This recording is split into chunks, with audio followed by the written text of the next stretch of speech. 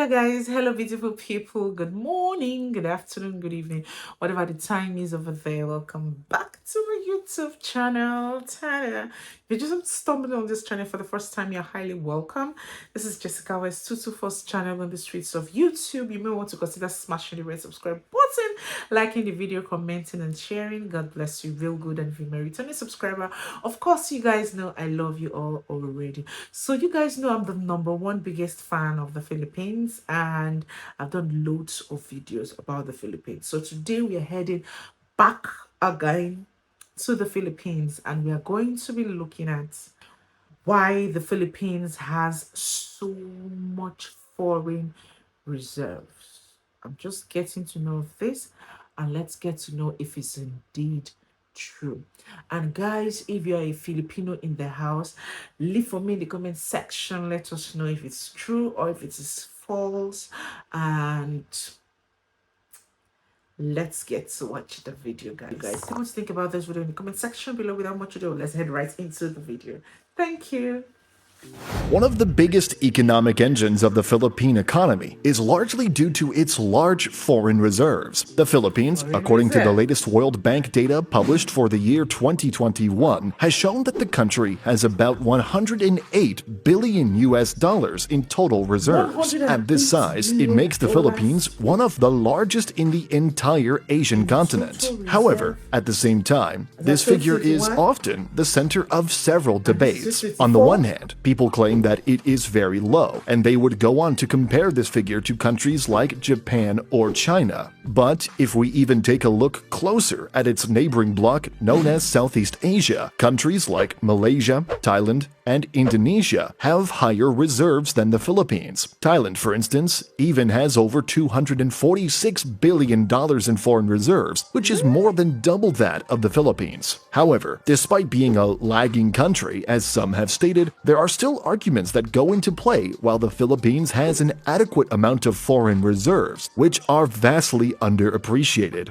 And here's why. The basis on how we should form this debate should not just be about the adequacy in the face of external shocks. This is one of the most important factors in determining how big a country's foreign reserves are, one that is often misunderstood and missed out on when citizens talk about it. This is also a big part of why the Philippines is not at risk for territories when it comes to foreign debt. People say that the country owes too much money to foreign lenders such as China or even at times Japan, yet they forget that the country also has a big amount of foreign reserves, adequately enough compared to its foreign debts. But to truly understand how important the Philippines' foreign reserves are, you must first take a look at the first key data point. According to the World Bank's 2021 data, which shows what is known as the total reserves in months of imports, meaning how much reserves a country has relative to its imports, shows that the Philippines has the highest in all of Southeast Asia's biggest economies. As of the 2021 data, the Philippines has about 10 months of total reserves in months of imports. Thailand, for instance, has only about 9 months of total reserves in months of imports,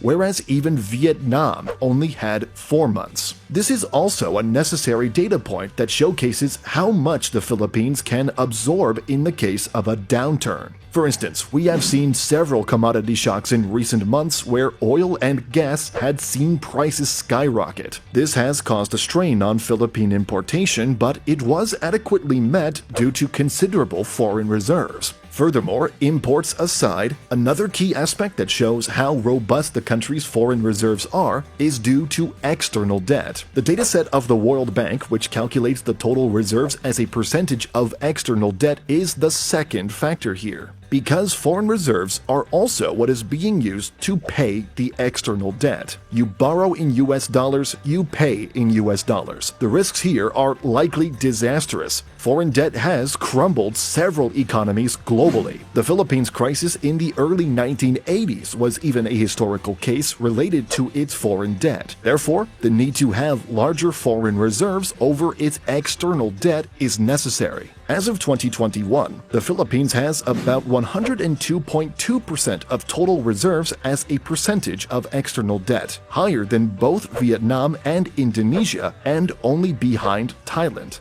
This is an important factor in understanding that the Philippines is actually in a better position when it comes to adequacy in foreign reserves. It is also worth noting that foreign reserves play a crucial factor in a country. The larger it is, especially compared to its foreign debts and imports, may suggest that the country can be more stable. There were more than several cases in history other than the 1980s of the Philippines crisis that caused a downturn of events when it comes to foreign reserves. One very big example is the 1997 Asian financial crisis, where economies from both regional blocs of Southeast and East Asia saw tremendous capital outflows. This wrecked governments to private corporations declaring bankruptcies and financial institutions because their foreign reserves had gone empty. This led the likes of Terry Fund and the World Bank to issue tens of billions of dollars of emergency loans just to make sure they survive. Moreover, one can also see that having such high foreign reserves is also important for both investor confidence and credit worthiness. The latest S&P credit rating, for instance, sees that the Philippines has a rating of BBB+, which makes the country's rating higher than Indonesia and Vietnam, and on the same course as Thailand. It is even higher than other newly industrialized countries, such as Mexico, South Africa, and Brazil. And despite these, it is regrettable that Filipinos have misunderstood how big the Philippines' foreign reserves are.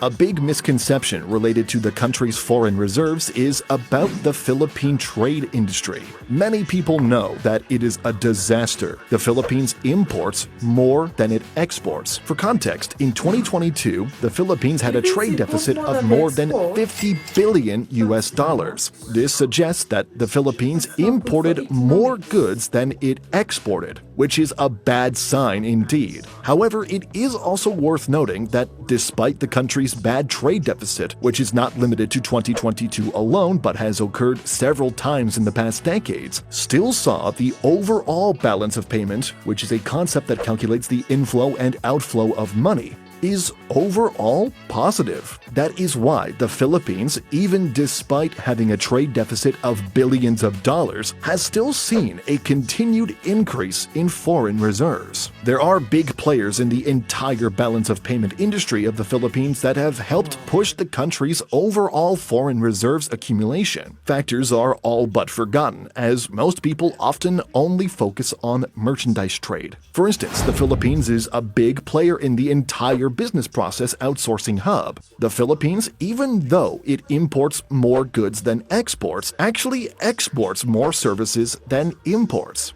Indeed, a huge part of all of these is due to the call center industry, which has garnered billions of dollars every single year in foreign inflow. According to the latest data published by the Central Bank of the Philippines, in the first 9 months of 2022, the service surplus recorded about $10 billion.